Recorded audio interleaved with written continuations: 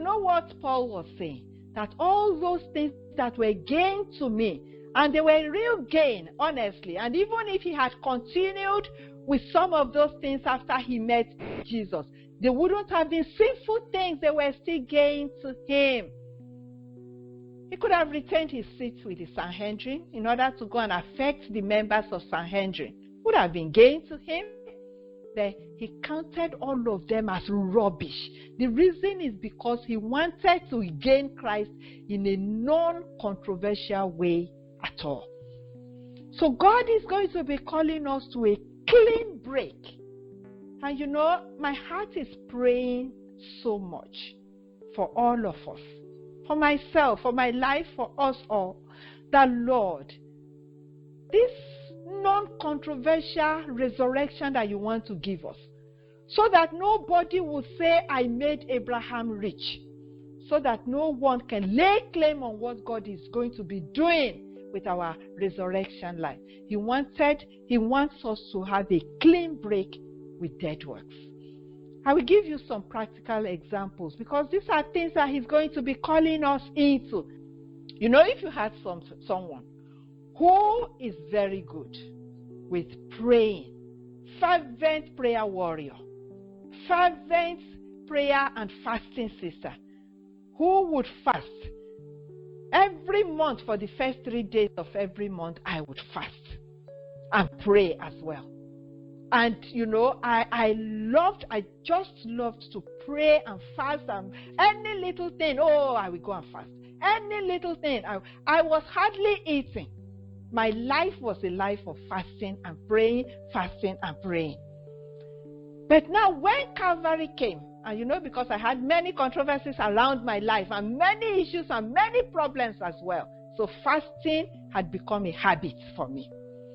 When Calvary now came, and God collided, and the old man died, and the new man came. One of the first things I discovered was contrary to nature. And I'm telling you, sisters, it is contrary to nature. Fasting evaporated from my life. Even prayer evaporated from my life. And all my prayer for, I don't know how many, even years, would just be to say, Lord, I just thank you. At the time I started to get worried. Is this all I'm going to be praying?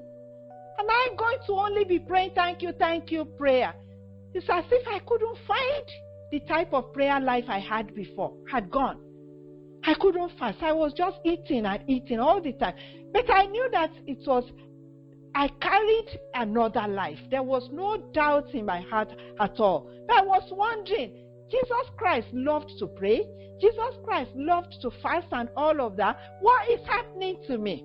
It was only when he now sat me down and said, so that when he now begins those things that he does, and he does best in me, there has to first of all be a clean break from the one that I carried before.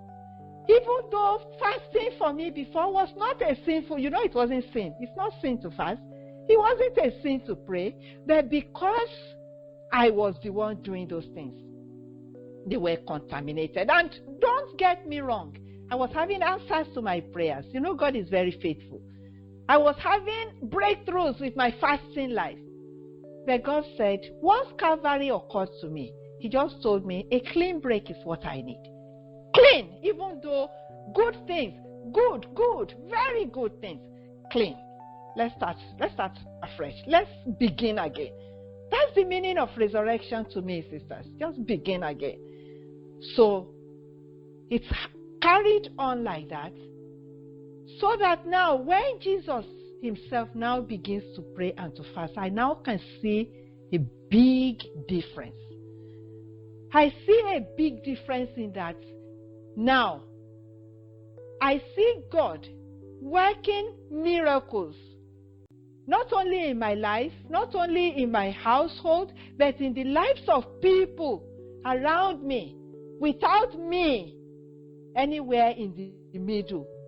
To say, because I prayed, that is why this thing happened. I now discover that sometimes, even good as prayer could be, it could actually have been contaminated by the flesh. He wants a resurrection life for you that has no controversy at all. So that when things are breaking forth in your life, you will not be tracing it back to the contaminated gift. The gift that God gave you in the wilderness to walk through the Jordan so that you can come into your inheritance. But along the line, those gifts got hijacked and contaminated by the old man. Now Calvary has occurred. He says, I need a clean break from everything. So that when He, Christ now, begins to bring out the newness of His gifts and life, we won't be able to trace it back to the old man. May God give us understanding without controversy. Without controversy. Great is the mystery of godliness.